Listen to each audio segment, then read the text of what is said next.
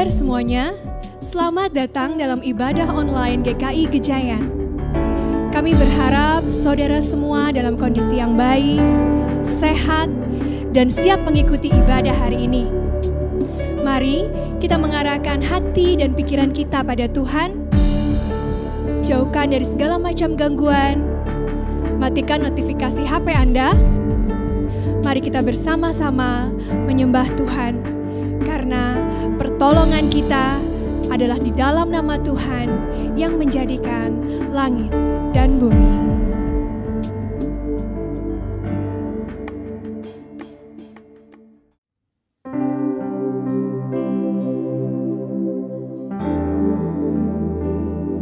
Terlepas dari situasi kami saat ini ya Tuhan,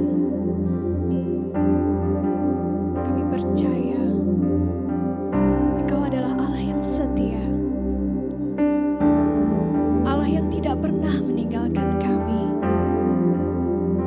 Maka saat ini Tuhan, kami ingin memandang wajah-Mu, mengangkat tangan kami memasuki hadirat-Mu.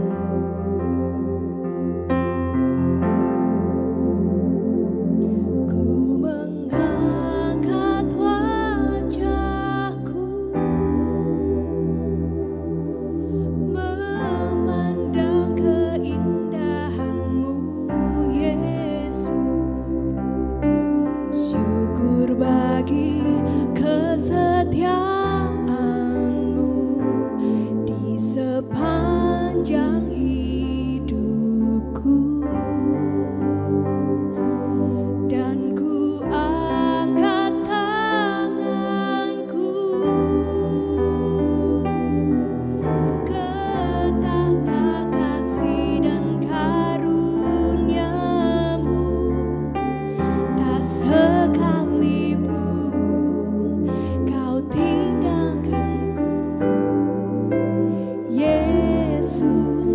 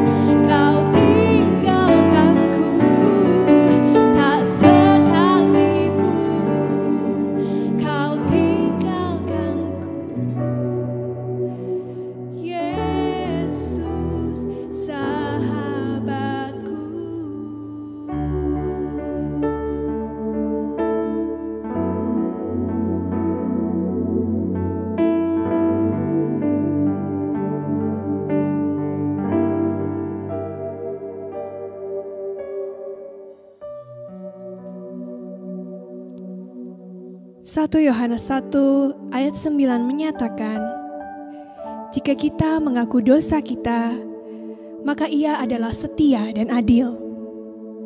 Ia akan mengampuni segala dosa kita dan menyucikan kita dari berbagai kejahatan. Mari kita nyatakan secara pribadi doa pengakuan dosa kita di hadapan Tuhan. Kita tundukkan kepala, kita sujud di hadapan-Nya.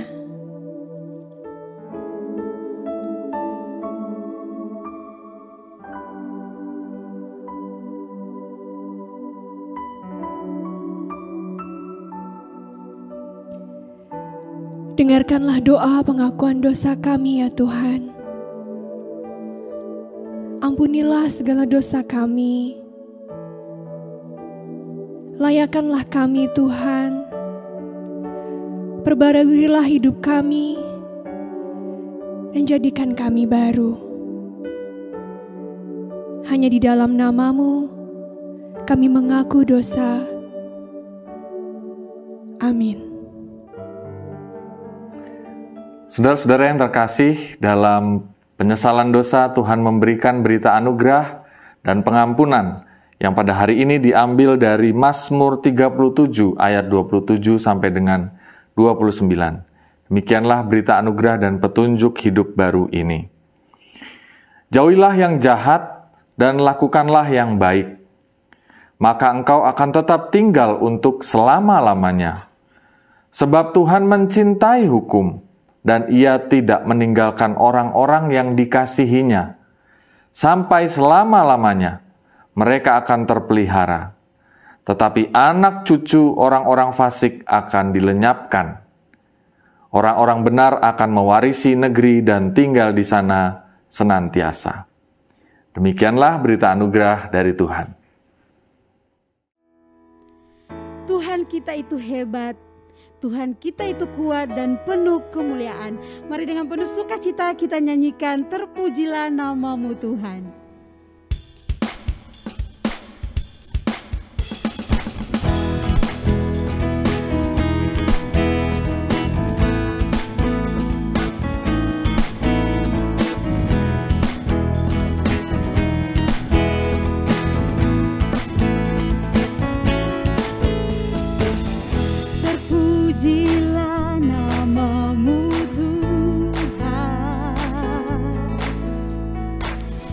Ku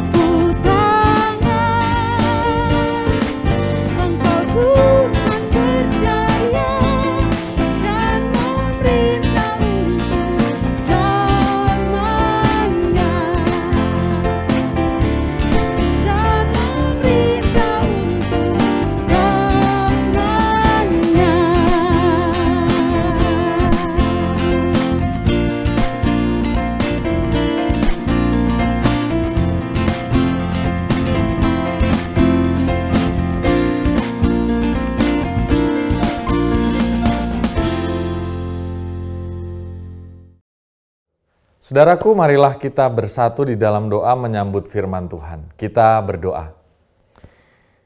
Ya Tuhan, kami sungguh bersyukur Advent yang ketiga ini dapat kami rayakan bersama. Advent adalah masa kedatangan Tuhan. Masa yang kami peringati sebagai kedatangan-Mu ribuan tahun yang lalu. Tetapi juga masa yang membuat kami menyambut akan kedatangan Tuhan pada waktunya kelak. Biarlah kami dapat menyambut masa raya Natal, masa kedatangan-Mu itu dengan sukacita.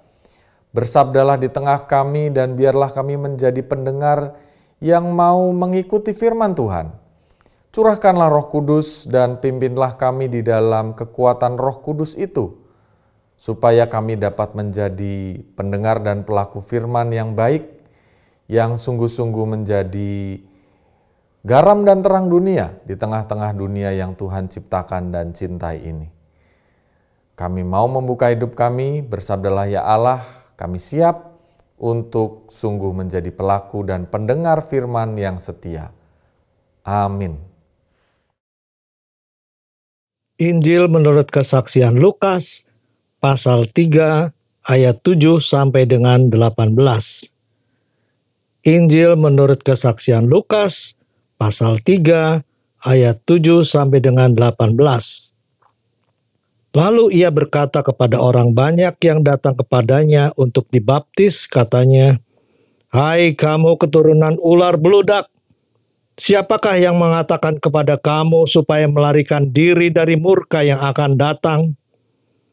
Jadi hasilkanlah buah-buah yang sesuai dengan pertobatan. Dan janganlah berpikir dalam hatimu, Abraham adalah bapa kami. Karena aku berkata kepadamu, Allah dapat menjadikan anak-anak bagi Abraham dari batu-batu ini.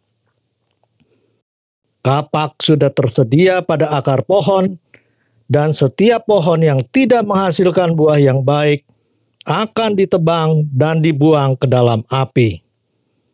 Orang banyak bertanya kepadanya, "Jika demikian, apakah yang harus kami perbuat?" Jawabnya, "Barang siapa mempunyai 2 helai baju, hendaklah ia membaginya dengan yang tidak punya. Dan barang siapa mempunyai makanan, hendaklah ia berbuat juga demikian." Ada datang juga pemungut-pemungut cukai untuk dibaptis, dan mereka bertanya kepadanya, "Guru, apakah yang harus kami perbuat?" Jawabnya, "Jangan menagih lebih banyak daripada yang telah ditentukan bagimu." Dan prajurit-prajurit bertanya juga kepadanya, "Dan kami, apakah yang harus kami perbuat?" Jawab Yohanes kepada mereka, "Jangan merampas dan jangan memeras, dan cukupkanlah dirimu dengan gajimu." Tetapi karena orang banyak sedang menanti dan berharap, dan semuanya bertanya dalam hatinya tentang Yohanes, kalau ia adalah Mesias, Yohanes menjawab dan berkata kepada semua orang itu, "Aku membaptis kamu dengan air, tetapi ia yang lebih berkuasa daripadaku akan datang, dan membuka tali kasutnya pun aku tidak layak. Ia akan membaptis kamu dengan Roh Kudus dan dengan api. Alat penampi sudah di tangannya untuk membersihkan tempat pengirikannya dan untuk mengumpulkan gandumnya ke dalam lumbungnya. Tetapi debu jerami itu akan dibakarnya dalam api yang tidak terpadamkan." Dengan banyak nasihat lain, Yohanes memberitakan Injil kepada orang banyak. Demikianlah Injil Yesus Kristus. Berbahagialah semua orang yang menerima berita Injil, menyimpan dalam hati, dan menerapkannya dalam kehidupan sehari-hari. Maranatha. Shalom saudara-saudara yang terkasih. Ada banyak cara merasakan getar-getar kesenangan atau kenikmatan di dalam hidup kita ini. Salah satu cara yang populer dan fenomenal adalah dengan mengkonsumsi narkoba. sehingga melaluinya orang mencapai tahap on-off atau nge-fly. Konon dengan cara ini pengguna narkoba merasakan kenikmatan yang luar biasa. Mereka seakan terbang ke langit yang tinggi dan segala persoalan yang sedang dihadapi serasa lenyap. Badan terasa ringan, kesadaran meredup, dan mereka serasa sudah di surga di tingkat yang paling atas. Yang menarik, kenikmatan yang ditemukan dalam narkoba ternyata tidak hanya dicari oleh mereka yang merasa kesepian, stres, tertekan. Tetapi ternyata di kalangan masyarakat elit juga mengkonsumsi narkoba sebagai pelarian atau gaya hidup. Tentunya kita melihat bahwa orang-orang yang demikian mengkonsumsi narkoba tidak selalu sebagai bentuk addicted, terlanjur kecanduan, tetapi supaya tampil beda dan bergaya, mengisi kekosongan hidup, kebosanan. Tetapi saudara, satu hal yang pasti yang kita ketahui tentu, bahwa bagi para pecandu narkoba atau para pengguna narkoba ini dalam bentuk yang ringan ataupun yang berat, hasilnya tetap sama. Kebahagiaan atau kenikmatan yang didapat tentulah hanya bersifat sementara saja. Mereka sama sekali tidak mengalami kepuasan, kegembiraan yang sungguh-sungguh permanen. Hanya didapat satu kesenangan sementara. Satu kesenangan yang didapat dari luar, bukan satu keputusan hati dari dalam. Semua bergantung pada zat yang ada dan dikonsumsi masuk ke dalam tubuh seseorang.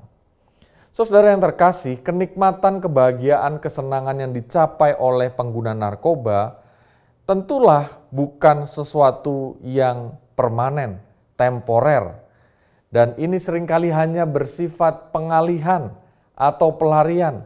Itulah mengapa dalam bahasa Inggris kata kesenangan itu dikatakan enjoyment. Tetapi lain halnya dengan sukacita yang sejati, disebut sebagai joy atau happiness, kebahagiaan. Karena sukacita yang sejati mendorong orang untuk bertransformasi, tidak berdiam pada kenikmatan sesaat. Mentransformasi hidupnya, paling tidak hatinya, sikapnya. Sehingga kenikmatan dari seseorang yang bersukacita, yang berbahagia, ternyata mendorong dirinya untuk berbuat sesuatu hal yang lebih. Sedangkan kenikmatan yang sesaat seperti narkoba ternyata adalah kenikmatan palsu, sebab hanya menciptakan rasa senang yang tidak sadar, yang memanipulasi sebuah realita.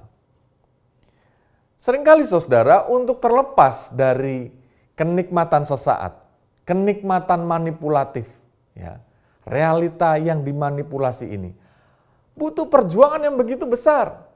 Seseorang yang sudah terjerat oleh narkoba, dia harus melakukan rehabilitasi. Waktunya seringkali tidak sebentar, dalam hitungan bulan mungkin tahun bagi yang berat. Dan ketika melakukannya, seseorang harus menahan rasa sakit untuk terlepas dari ketergantungan itu. Meskipun sakit, banyak orang memilih untuk dapat menjalaninya, supaya dia dapat hidup dalam realita yang sesungguhnya.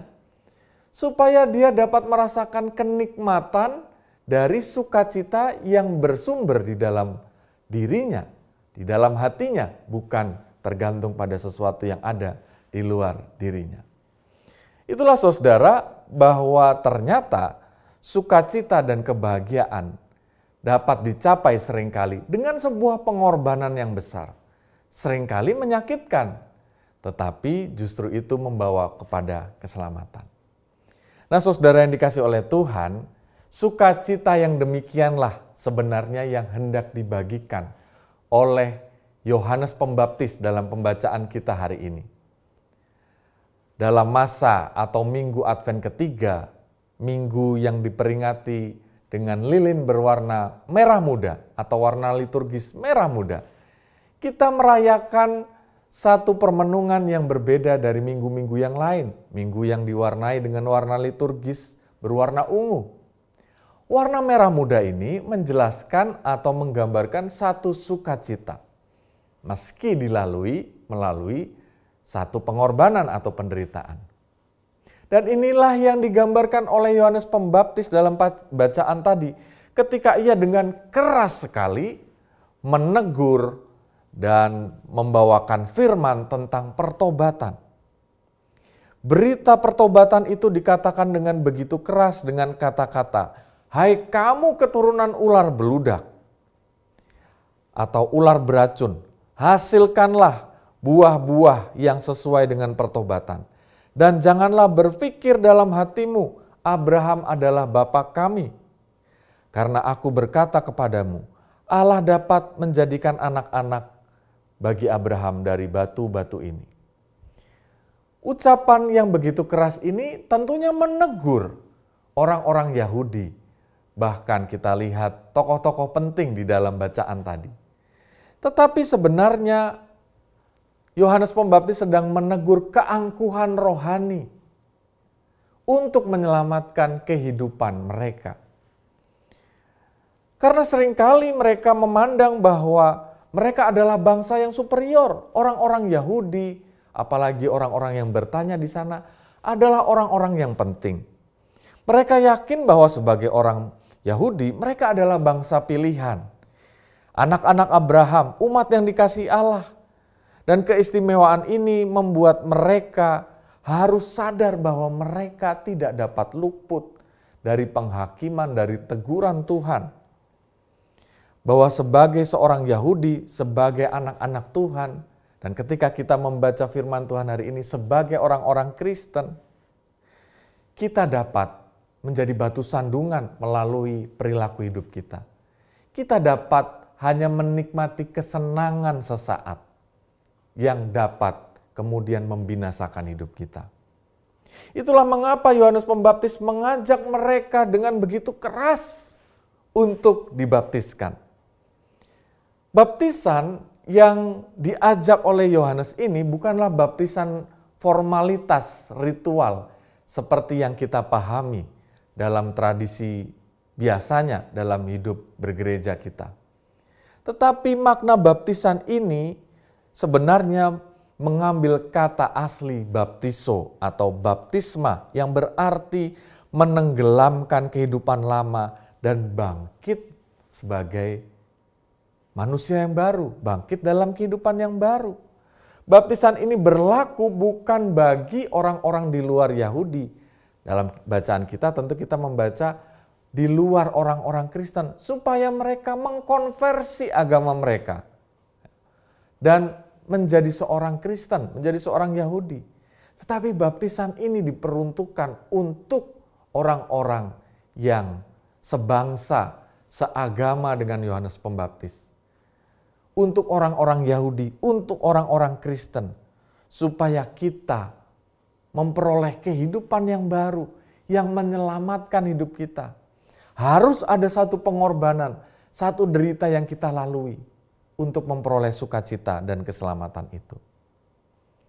Nah, saudara yang dikasih oleh Tuhan, pertobatan yang menyelamatkan itu yang seperti apa yang diharapkan oleh Yohanes Pembaptis. Dan tentu oleh Allah melalui perikop ini. Nah, kita membaca poin yang pertama, bahwa kita dipanggil untuk rela menggeser pusat hidup kita dari kebutuhan pribadi, diri sendiri, yang menjadi candu seperti narkoba tadi, menjadi kehidupan yang berpusat akan kesederhanaan dan kasih. Dalam ayat yang ke-11 dikatakan, barang siapa mempunyai 2 helai, hendaklah ia membagikannya atau membaginya dengan yang tidak punya. Dan barang siapa mempunyai makanan, hendaklah ia berbuat juga demikian. Dengan demikian, kepada orang-orang percaya, kita diajak untuk membudayakan hidup sederhana. Hidup yang berani berkata cukup. Hidup yang menggeser prioritas kepada kehidupan yang menyadari bahwa hidup kita di dunia ini adalah sebuah blueprint yang sudah dicetak oleh Allah. Supaya hidup kita seperti Kristus yang memberi hidup bagi dunia tetapi justru tidak mati atau tidak ada di dalam maut selama-lamanya. Tetapi memperoleh hidup yang kekal. Inilah pertobatan yang Tuhan titipkan melalui Yohanes. Bahwa ketika kita berani berkata cukup dan berani membagi waktu, tenaga, berkat Tuhan bagi dunia yang membutuhkan ini. Kita tidak sedang tenggelam dalam lautan yang membuat kita selalu ingin menenggak air dari lautan yang begitu asin. Dan membuat kita justru haus lagi dan lagi. Tetapi memperoleh air kehidupan, air yang murni dari mata air, yaitu dari Kristus, supaya kita diselamatkan. Artinya kita sedang diajak untuk sungguh-sungguh menghayati, untuk memperoleh air hidup dan menggunakannya itu pada porsinya. Hidup sederhana berarti mengelola apa yang Tuhan titipkan di dunia ini dan mempergunakannya untuk pribadi kita secukupnya, tetapi juga kepada dunia yang Tuhan ciptakan ini. Artinya pesan pertobatan Yohanes ini ingin mengatakan supaya kita tidak terjebak dalam keserakahan. Sebab banyak orang di era pasca modern ini tidak pernah merasa aman walaupun hartanya sudah berlimpah ruah. Orang yang dipenuhi oleh keserakahan semakin banyak uang yang dimiliki, semakin besar maju bisnisnya. Ia semakin dikuasai oleh kekhawatiran, oleh curiga, dan semakin rakus dan tak jarang cepat mengalami kematian.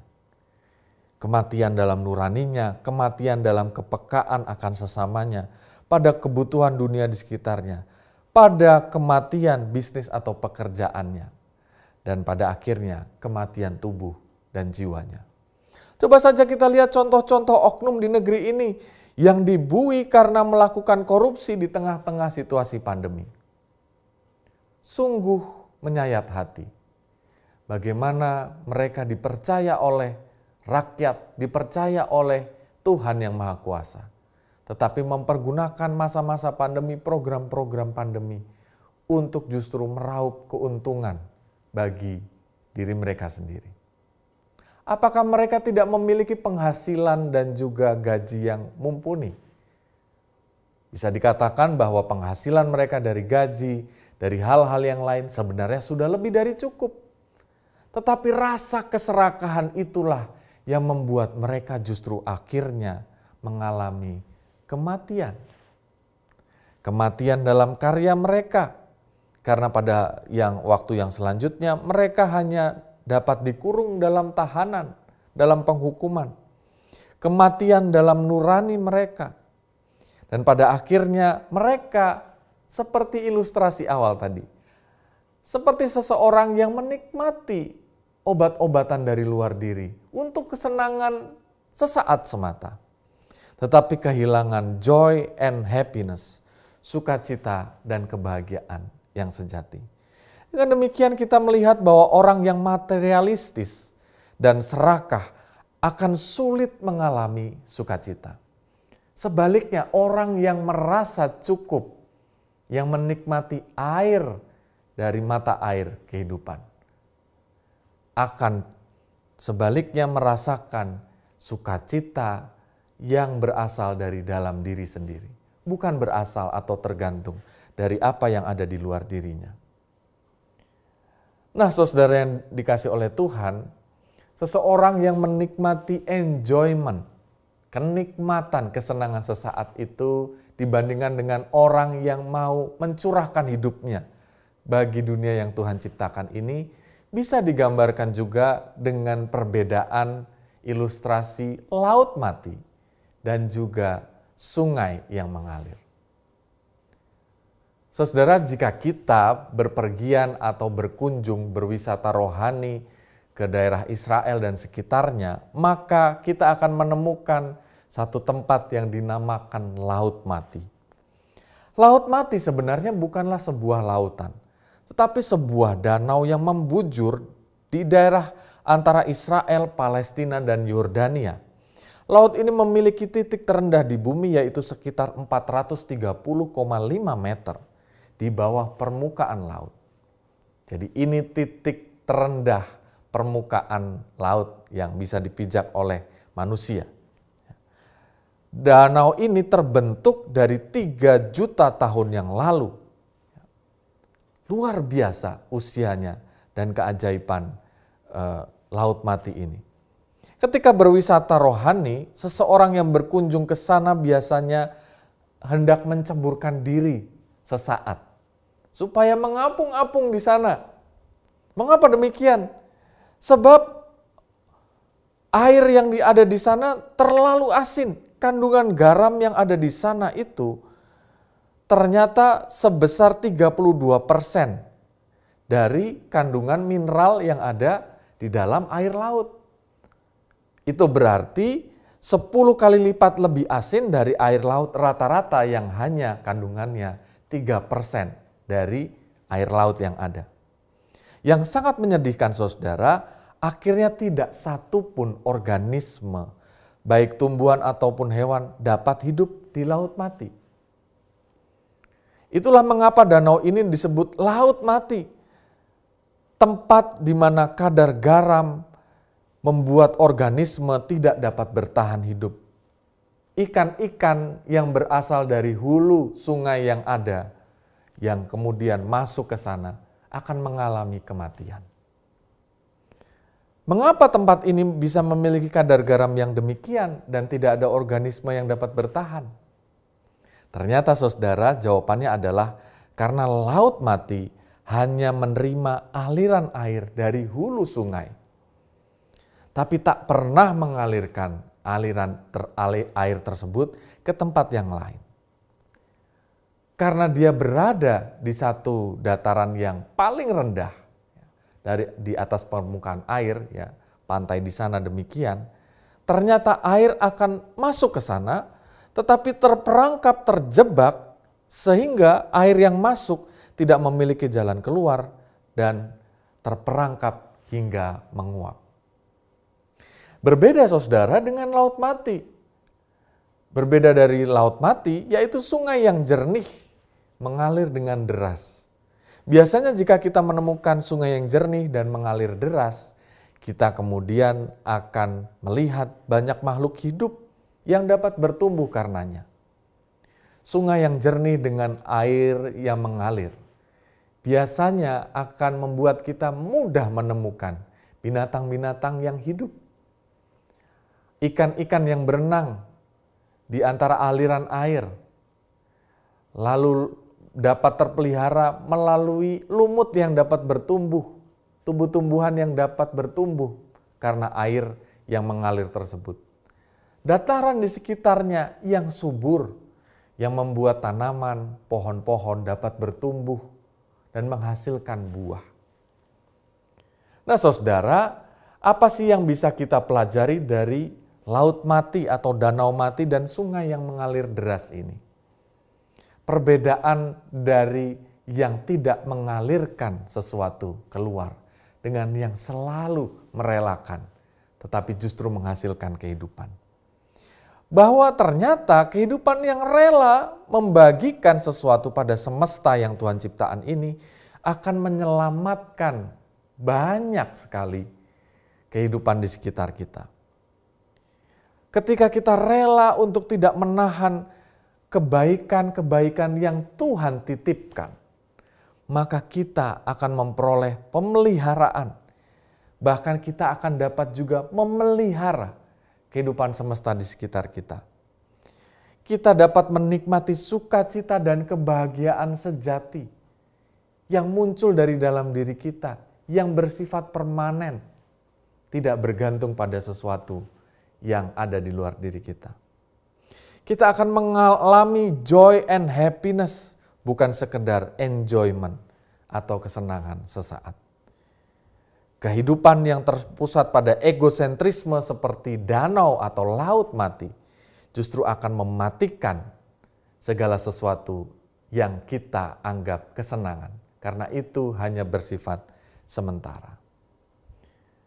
Nah, saudara yang terkasih, dalam situasi pandemi ini kita mungkin bertanya-tanya, kalau begitu ketika firman Tuhan hari ini mengajak kita untuk mengalami pertobatan, menghayati baptisan kita atau lahir baru di dalam Kristus, supaya kita menikmati joy and happiness itu, apa yang harus kita lakukan? Sementara kita mungkin mengalami berbagai macam dampak pandemi. Dan kita bertanya, bagaimana saya bisa berbagi kepada semesta ini jika hidup saya pun sedang susah dan menderita? Jika saya pun seringkali merasa saya bukan orang yang sepenuhnya kaya dan memiliki segalanya. Nah, tentunya saudara, kita menyadari bahwa semangat berbagi itu tidak mengukur seberapa yang Tuhan titipkan itu. Tetapi berapapun yang Tuhan titipkan, kita dapat berangkat untuk dapat membagikan sesuatu dari hal yang sederhana, dari hal yang kecil. Sehingga dari hal-hal yang kecil itu kita dapat melihat Tuhan menggunakannya untuk pemeliharaan semesta yang Tuhan kasihi ini. Seperti kisah berikut, kisah tentang sebuah program yang kemudian memberkati baik orang yang memberi maupun yang menerima. Mari kita saksikan sebuah kisah nyata dari sebuah video berikut ini.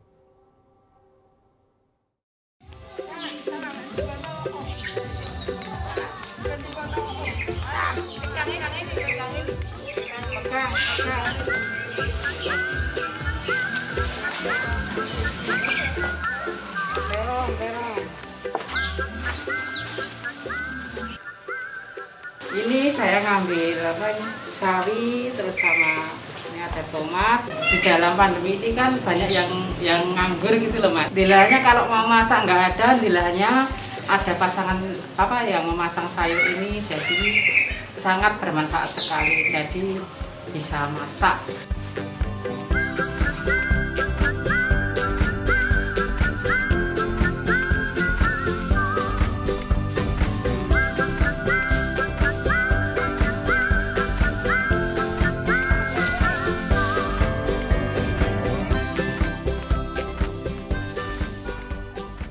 Sejangkauan tangan ini bermula dari saat-saat pandemi, kurang lebih bulan Februari Maret ya.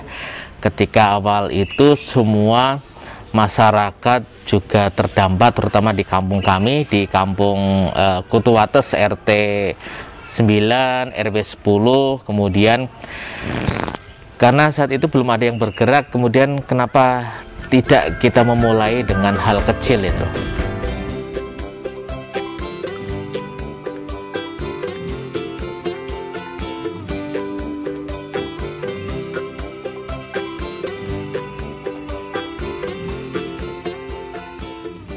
Ketika pandemi, petani-petani itu kan sangat terdampak, di mana mereka tidak bisa menjual sayurannya ke masyarakat, ke pasar, kemudian ke distribusi di toko-toko. Nah, dari situlah Sejangkauan Tangan berupaya untuk membantu memasarkan sayur-sayurnya. Tetapi apa yang dilakukan Sejangkauan Tangan adalah tidak menjual belikan sayur itu, tetapi kami ingin membagikan secara sukarela, secara gratis kepada masyarakat.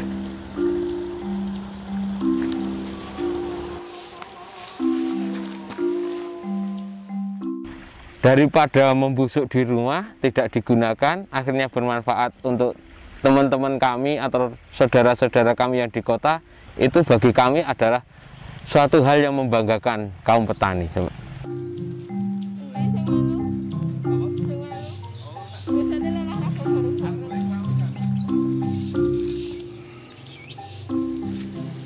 Karena itu kegiatan yang positif.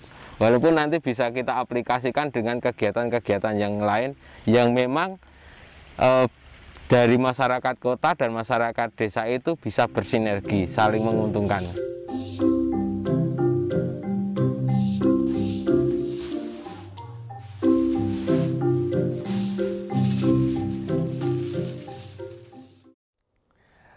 Saudara yang dikasihi Tuhan, satu kisah nyata menarik tentang satu program atau komunitas sejangkauan tangan. Melalui hal kecil dengan membagi sayur mayur dari petani yang banyak, ternyata tidak dapat dipasarkan karena situasi pandemi. Orang tidak dapat pergi ke pasar atau berpergian, harus sungguh-sungguh berada di rumah. Sehingga para petani merasa bahwa para pedagang tidak dapat membeli dan menjual hasil karya mereka. Sehingga muncullah program atau komunitas sejangkauan tangan ini yang menampung kebaikan para petani yang ingin berbagi. Daripada dikatakan busuk. Pada akhirnya hal yang sederhana untuk menyalurkan ini memberkati warga masyarakat yang membutuhkan. Yang kehilangan pekerjaan, yang tidak dapat bekerja dan lain sebagainya. Mengambil di satu tempat dengan tidak membayar uang atau mengganti biaya yang harus dikeluarkan. Ternyata saudara, hal ini justru membawa semangat kepada para petani. Mereka dapat bertahan hidup dari hasil bumi yang Tuhan berikan. Mereka dapat belajar hidup sederhana. Mereka dapat sungguh-sungguh menghayati bahwa mereka dapat bertahan hidup dan dapat membagi berkat. Nah, tidakkah sebenarnya bagi kita orang-orang percaya pun juga demikian, saudara? Kita tidak perlu berangkat dari hal-hal yang luar biasa yang kita bayangkan di luar diri kita. Kita dapat berangkat dari apa yang bisa kita lakukan. Dan perubahan hidup, menjalani hidup sebagai manusia yang baru yang tidak mau bergantung kepada apa yang ada di luar diri kita sebagai kesenangan. Misalnya harta benda ataupun berkat Tuhan yang berbeda. Sehingga itu kita rasakan sebagai kesenangan sesaat. Tetapi kita mau bukan mencari Tuhan karena berkatnya. Kita mau mencari Tuhan karena kita percaya bahwa kita memang membutuhkan Dia untuk terus mengilhami hati kita. Supaya kita dapat berbahagia dari dalam hati kita. Ketika kita berkata cukup dan mempergunakan segala titipan Tuhan itu untuk kecukupan kita, bahkan untuk orang-orang di sekitar kita. Salah satunya saudara, saya pun mengalami hal yang demikian ketika para alumni dari sekolah-sekolah di grup-grup sosial media, salah satunya di WA, itu kemudian mulai memperhatikan satu dengan yang lain. Pandemi tidak membuat orang mengeluh dan berhenti berkarya. Pandemi membuat para alumni kemudian bergerak. Salah satunya di sekolah saya ada satu gerakan yang kemudian menghimpun para dokter atau para tim medis ya, yang kemudian dapat menjawab pertanyaan-pertanyaan dan pendampingan ketika ada di dalam masa isolasi mandiri dan lonjakan COVID yang luar biasa beberapa bulan yang lalu. Dan mulai para alumni pun mengumpulkan dana membeli tabung gas oksigen, tabung oksigen untuk disalurkan secara cuma-cuma kepada para alumni yang membutuhkan dan dalam kondisi yang kritis. Dan terbukti, saya kenal ada satu teman baik saya yang terselamatkan karena karya dari hal yang sederhana. Hal yang memberi perhatian pendampingan kepada masyarakat, kepada para alumni yang membutuhkan. Dan ternyata itu bukan membuat kami yang memberi kehilangan, tetapi kami diberkati sebab kami dikuatkan. Bahwa pemberian kami pun berguna. Bahwa kami pun tahu bagaimana cara menangani hal yang demikian. Ketika kami memberi, maka di grup diskusi itu dapat saling menginspirasi. Sehingga ketika keluarga kami mengalami hal yang demikian, kami tahu bagaimana cara menanganinya. Nah saudara, inilah indahnya, sukacitanya dalam hidup yang terbagi, tercurah bagi semesta yang Tuhan ciptakan ini. Maka di masa Advent ketiga ini, yang dimaknai oleh lilin merah muda, gaudete, sukacita, kebahagiaan yang sejati itu. Maukah kita menjawab panggilan pertobatan Tuhan untuk tidak hidup terpusat pada diri kita, tapi hidup terpusat kepada Kristus, kepada karyanya, cinta kasihnya di dunia, sehingga kita tidak terpaku untuk menyelamatkan jiwa kita semata, tetapi kita mau terfokus, terpusat untuk mempergunakan titipan Tuhan di dalam nyawa kita, hari-hari kita, harta benda kita, waktu kita, tenaga kita, bukan hanya untuk mencukupi diri kita, tapi tercurah bagi dunia yang Tuhan ciptakan ini. Sehingga kita terlepas dari pengejaran kenikmatan enjoyment sesaat dan memasuki kehidupan yang penuh dengan sukacita, kebahagiaan yang abadi. Joy and happiness. Selamat menjalani hidup pertobatan yang membawa sukacita. Ketika kita meletakkan dasar hidup kita bukan terpusat pada kepentingan egosentrisme diri, tetapi pada blueprint Tuhan, bahwa Dia menciptakan kita untuk juga menjadi berarti bagi semesta yang Tuhan ciptakan ini. Selamat menjawab panggilan Tuhan itu, dan selamat bersukacita dan berbahagia secara permanen dan abadi bersama Kristus. Tuhan memberkati kita. Amin.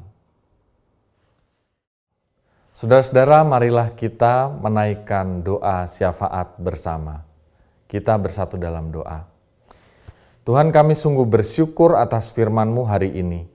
Biarlah firman-Mu dapat menjadi pelita penerang atas kehidupan kami. Dan biarlah kami sungguh-sungguh dapat menyambut kedatangan Tuhan dengan sikap yang selaras dengan firman-Mu itu. Dan biarlah semua hal yang dapat kami renungkan, dapat kami lakukan dan menjadi kesukaan di hati Tuhan, menyenangkan hati Tuhan. Pada saat ini ya Tuhan, kami bersama berdoa untuk negeri kami, terkhusus untuk saudara-saudara kami yang menjadi korban atau yang hidup di antara atau di sekitar Gunung Semeru yang beberapa waktu lalu terjadi erupsi, dan pada saat ini banyak sekali warga yang masih terus memulihkan diri dari peristiwa tersebut. Berkatilah ya Tuhan supaya masyarakat yang terselamatkan dapat dipulihkan dari segala kesehatan. Berkatilah mereka yang berduka supaya Tuhan pun menghiburkan. Berkatilah pemerintah kami agar menjadi kepanjangan tangan Tuhan yang menolong dan memulihkan tempat tinggal mereka, yang mengamankan mereka sekalian dari segala ancaman-ancaman yang dapat terjadi di kemudian hari pasca erupsi pertama Gunung Semeru. Dan kami pada saat ini berdoa juga ya Tuhan untuk pemerintah kami dalam penanganan pandemi COVID-19. Terkhusus di bulan Desember ini akan dicermati bagaimana warga dapat menjalani waktu-waktu di masa Natal dan juga akhir tahun ini. Berkati dan lindungi ya Tuhan masyarakat, dan biarlah pemerintah-Mu dapat menjadi rekan kerja Tuhan yang baik untuk dapat menangani situasi yang memungkinkan terjadinya pelonjakan pasien COVID-19 ini dapat diminimalis.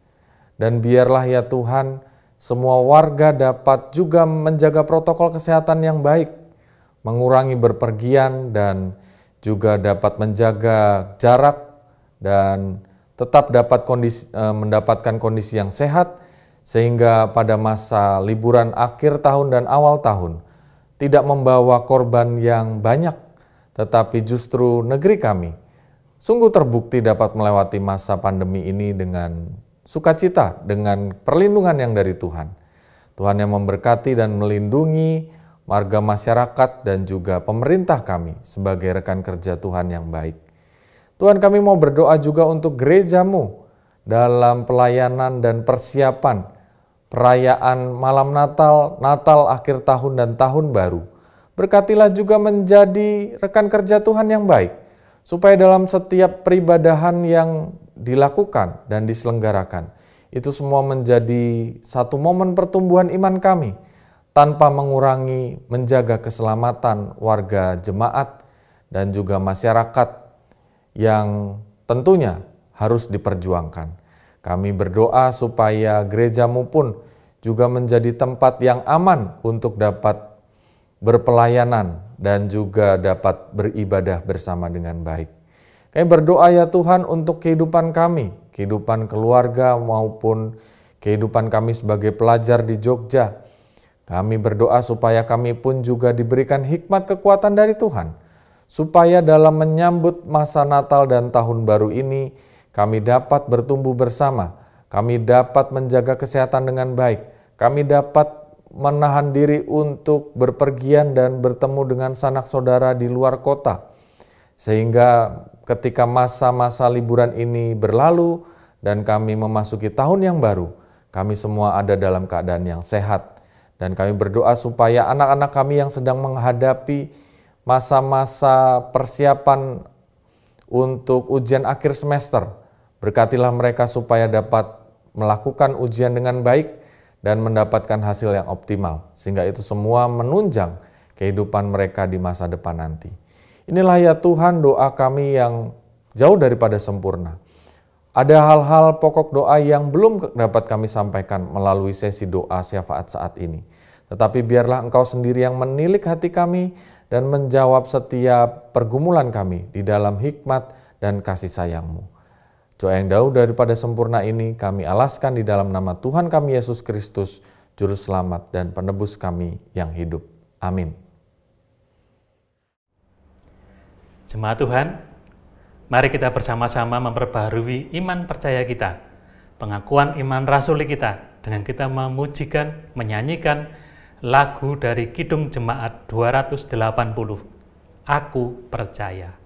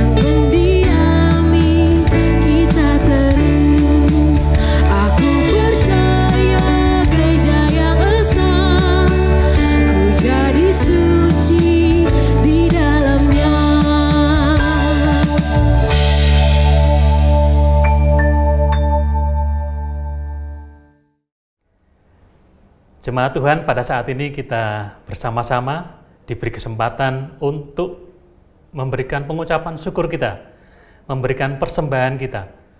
Kita akan mendasari pengumpulan persembahan ini, kita membaca dari 2 Korintus 8 ayat 13. Mari kita baca bersama.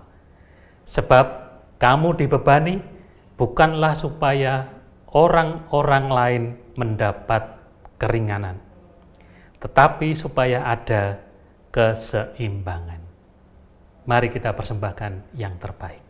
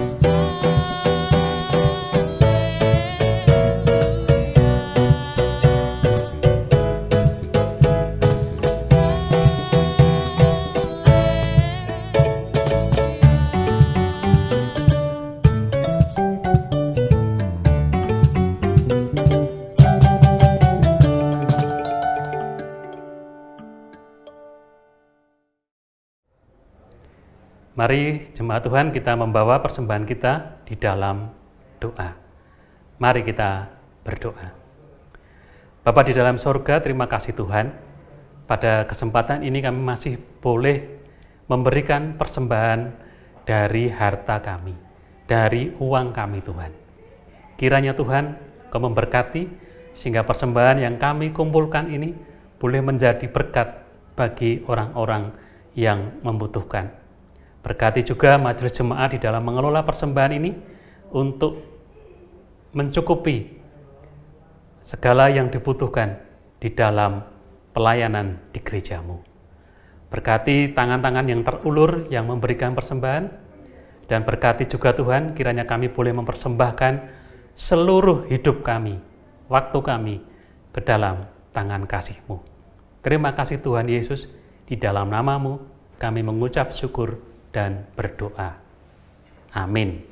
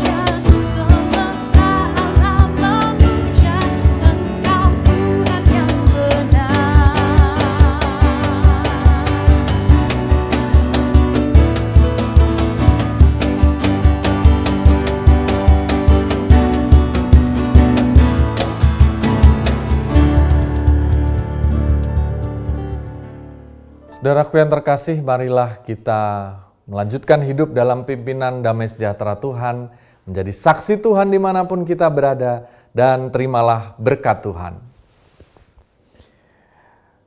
Maka Allah damai sejahtera, yang oleh darah perjanjian yang kekal telah membawa kembali dari antara orang mati Sang Gembala Agung segala domba, yaitu Yesus Kristus Tuhan kita, kiranya memperlengkapi kamu dengan segala yang baik untuk melakukan kehendak-Nya dan mengerjakan di dalam kita apa yang berkenan kepadanya.